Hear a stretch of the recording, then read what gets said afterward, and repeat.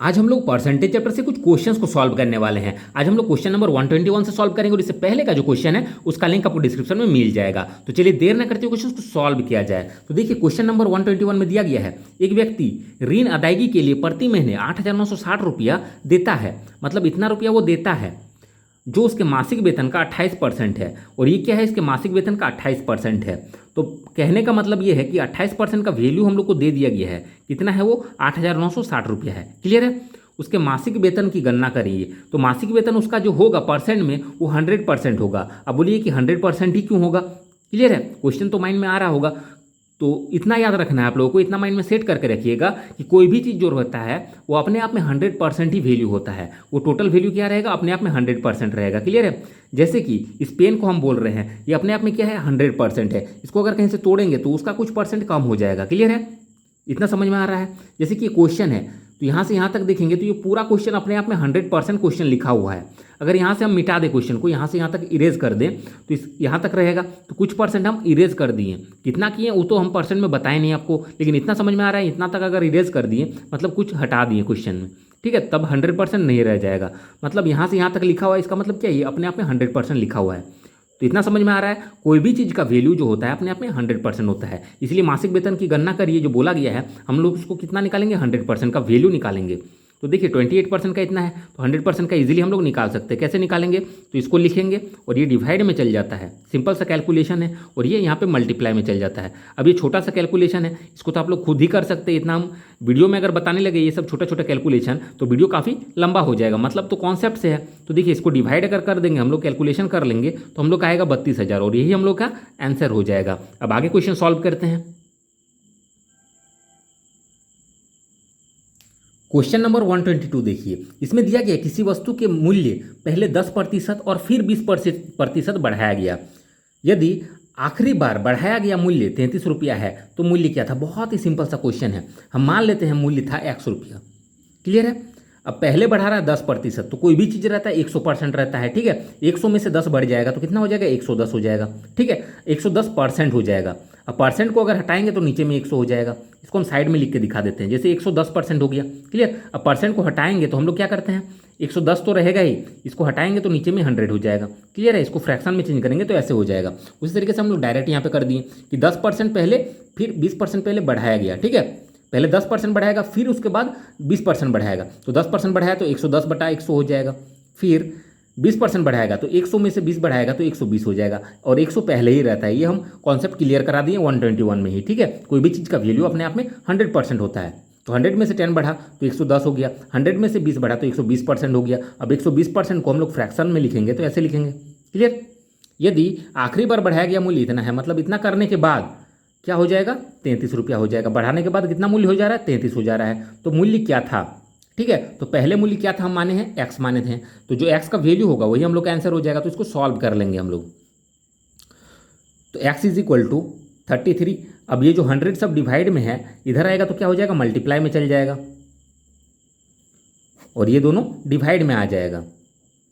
अभी छोटा सा कैलकुलेशन है, इस कैलकुलेशन को हम लोग करेंगे तो हम लोग का आंसर आ जाएगा 25। ठीक है, एक्स का वैल्यू आएगा 25 और यही हम लोग का आंसर हो जाएगा। अब आगे क्वेश्चन सॉल्व करते हैं। क्वेश्चन नंबर 123 देखिए, इसमें दिया गया है एक छात्र ने 6 विषयों में 470 अंक प्राप्त किए। मतलब 6 गो सब्जेक्ट था, उसमें से उसने कितना प्राप्त किया? तो 470 नंबर उसने प्राप्त किया। 470 मार्क्स उसको आया। यदि प्रत्येक विषय के लिए अधिकतम अंक 100 है, अधिकतम मतलब मैक्सिमम 100 नंबर है। ठीक है, तो 6 सब्जेक्ट है तो एक सब्जेक्ट में, ठीक है, प्रत्येक मतलब एक सब्जेक्ट, प्रत्येक विषय में अधिकतम अंक 100 है, मतलब एक सब्जेक्ट में 100 नंबर है मैक्सिमम।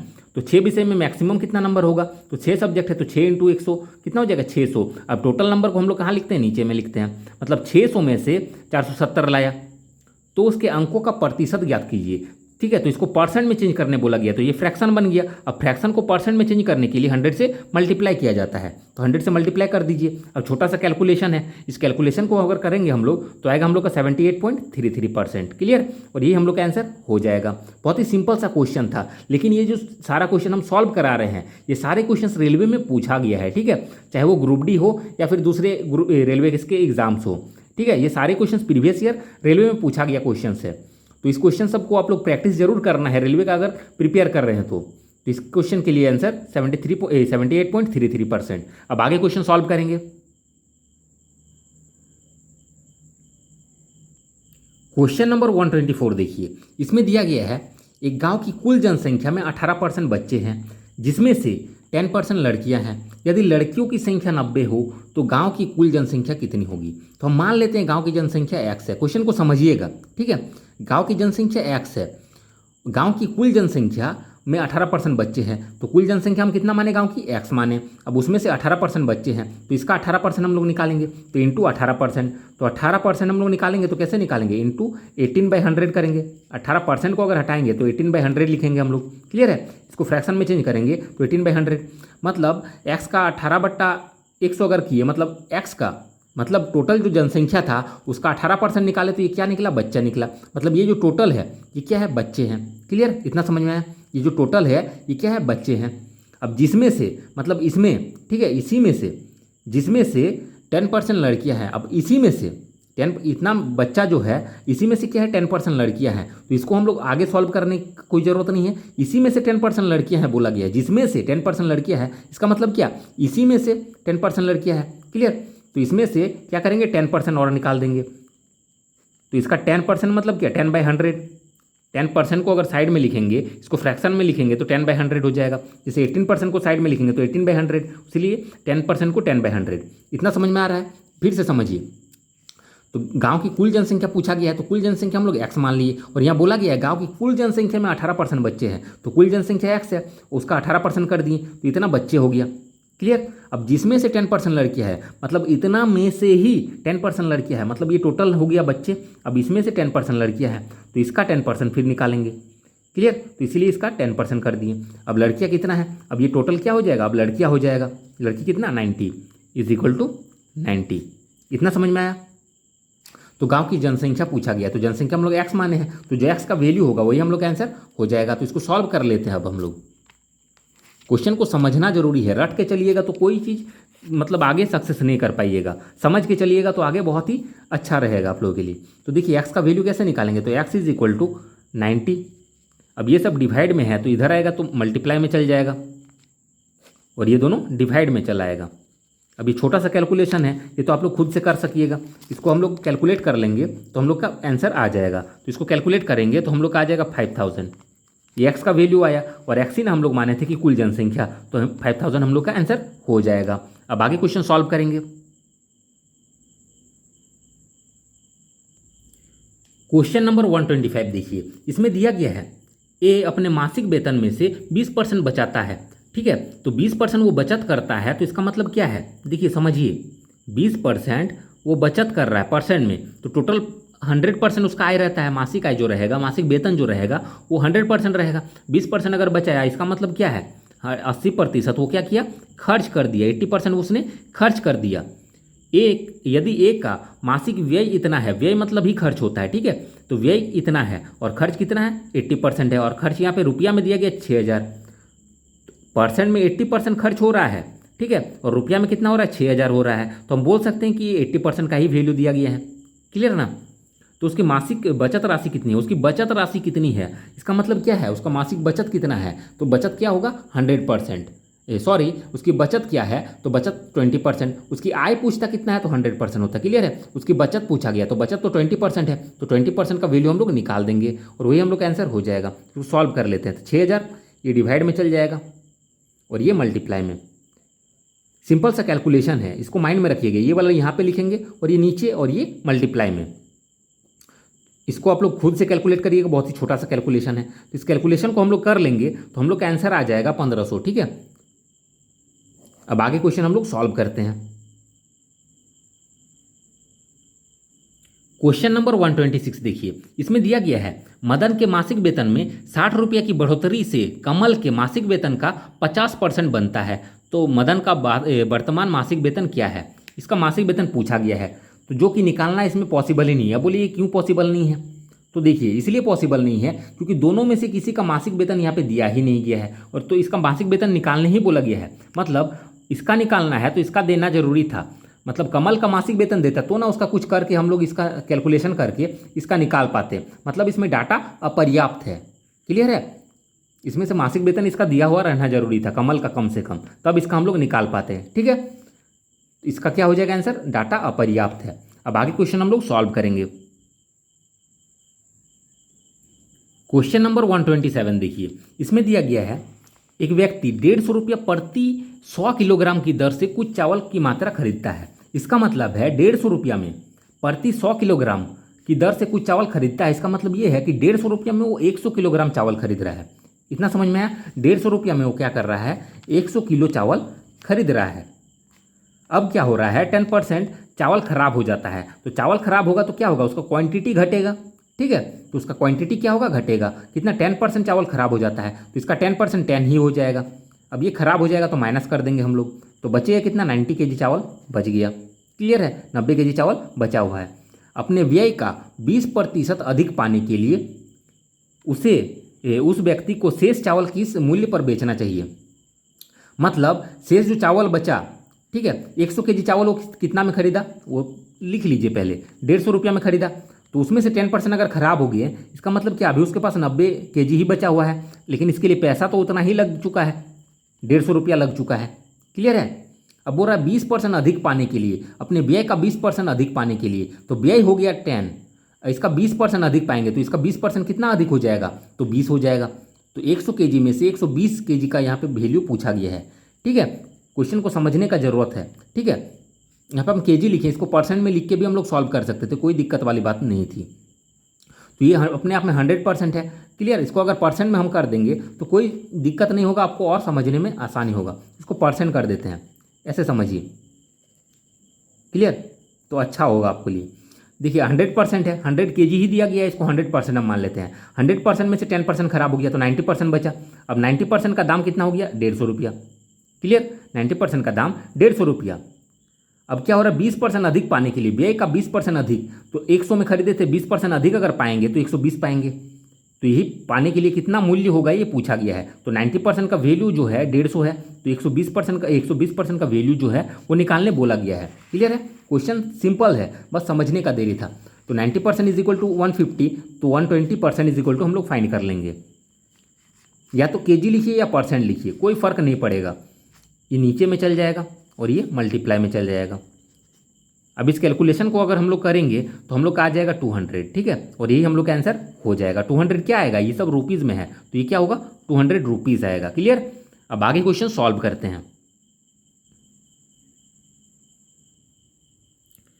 क्वेश्चन नंबर 128 देखिए, इसमें दिया गया है एक संख्या का तृतीय पंचम, इसका मतलब क्या, 3/5वां भाग।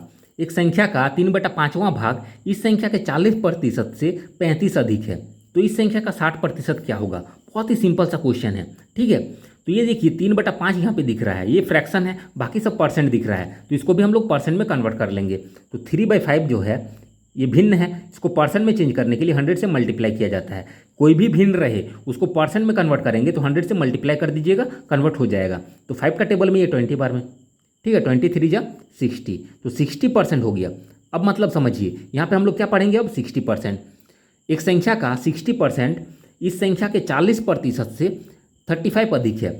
अब 60% जो है 40% से, ठीक है, 60% जो है 40% से इतना अधिक है। ठीक है, लेकिन परसेंट में कितना अधिक है, तो परसेंट में देखेंगे हम 20% अधिक है। ये 60% 40% से कितना अधिक है, तो 20% अधिक है, लेकिन नंबर में कितना अधिक है, तो 35 अधिक है। तो वही क्या है, परसेंट में 20% अधिक है और नंबर में कितना है, 35 अधिक है। तो हम बोल सकते हैं कि यही 20% का वैल्यू है। तो इस संख्या का 60% क्या है, तो 20% का वैल्यू हम लोग को पता चल गया। अब 60% का वैल्यू हम लोग इजीली निकाल सकते हैं। 60% का वैल्यू निकालने बोला गया है, तो 60% का वैल्यू कैसे निकालेंगे, 20% इज इक्वल टू इतना, तो 60% इज इक्वल टू लिखेंगे हम लोग 35, ये डिवाइड में चल जाएगा और ये जो है मल्टीप्लाई में चला आएगा।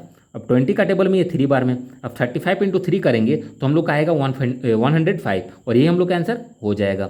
इसका 60% बोला गया है, अगर 100% बोलता तो यही हम लोग ऐसे ही सॉल्व करते हैं। 20% is equal to 35 is equal लिखते हैं और 100% यहाँ पे लिख के सॉल्व कर देते हैं। क्लियर है, अब आगे क्वेश्चन सॉल्व करेंगे।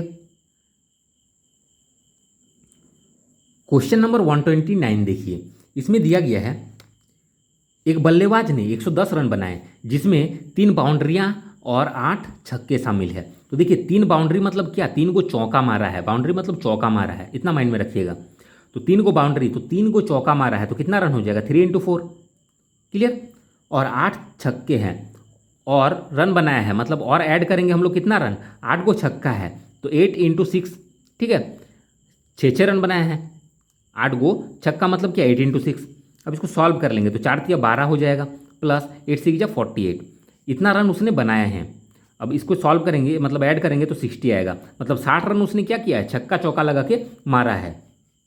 अब बोल रहा है विकेटों के बीच दौड़ लगाते हुए उसने कुल कितने रनों का परसेंट बनाया है, तो विकेटों के बीच मतलब रनिंग करके उसने कितना रन बनाया है, तो 110 रन टोटल है बनाया है। तो 110 में से 60 को उसने बाउंड्री किया है, मतलब बाउंड्री और छक्का मिला के 60 रन किया है, तो 60 रन उसको माइनस कर दीजिए। तो 110 में से 60 रन अगर माइनस करेंगे तो हम लोग का बचेगा कितना, तो इसको माइनस करेंगे तो हम लोग का बचेगा 50 रन।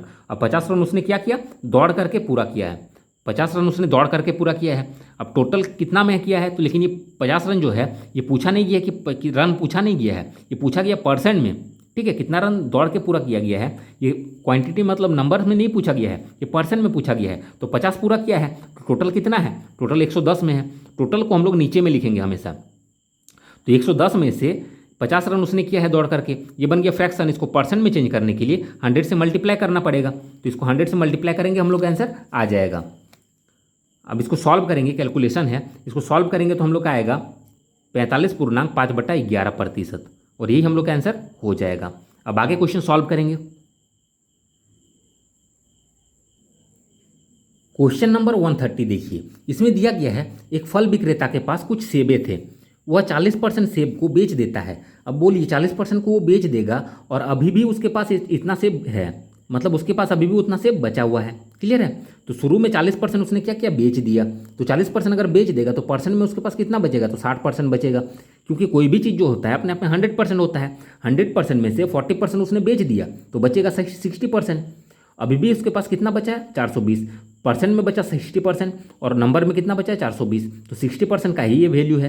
तो शुरू में उसके पास कितने सेब थे, तो कितने सेब थे, तो 100% सेब थे, क्लियर है। तो 60% का वैल्यू ये है, तो 100% का वैल्यू हम लोग निकाल देंगे। देखिए इसका हम दूसरा तरीका भी बताते हैं कैसे निकालना है। तो इसको कितना से मल्टीप्लाई करेंगे, कितना हो जाएगा, मतलब 60 को कितना से मल्टीप्लाई करेंगे कि 420 हो जाएगा। तो देखिए 6 का टेबल में ये 7 बार में हो जाएगा, मतलब 67 जा, ठीक है, 60 का टेबल तो याद नहीं रहता होगा, तो 6 का तो याद रहता होगा, 6 से मल्टीप्लाई करिए, 6 7 जा 42, और एगो जीरो है, कोई दिक्कत नहीं है। मतलब 60 को 7 से अगर मल्टीप्लाई करेंगे तो इतना हो रहा है, तो इसको भी 7 से मल्टीप्लाई कर देंगे तो हम लोग का डायरेक्ट आंसर आ जाएगा। तो 100 × 7 700 हो जाएगा, तो डायरेक्टली हो जाएगा। या फिर हम लोग लिख के भी कर सकते हैं, इसको लिखेंगे फिर ये वाला नीचे चल जाएगा, जो बेसिक सा कैलकुलेशन है। अब ये वाला मल्टीप्लाई में चल जाएगा। अब इसको कैलकुलेशन हम लोग करेंगे तो 0 से 0 कैंसिल, 6 का टेबल में 7 बार में 7 × 100 हो जाएगा 700, क्लियर है। या तो हम लोग ऐसे कर दें या फिर ऐसे कर दें, दोनों तरीका आप लोग को माइंड में रखना है। ऐसे करेंगे तो हम लोग का थोड़ा फास्ट हो जाएगा, ठीक है। तो हम लोग का आंसर हो गया 700। तो आज का वीडियो हम यहीं तक रहने देते हैं, नहीं तो वीडियो काफ़ी लंबा हो जाएगा। तो जिसको भी ये वीडियो अच्छा लगा, वीडियो को लाइक करें, शेयर करें और चैनल को सब्सक्राइब करके जरूर रखें, ताकि इसका नेक्स्ट पार्ट जब हम अपलोड करेंगे तो आप लोगों तक नोटिफिकेशन पहुंच सके। Thanks for watching.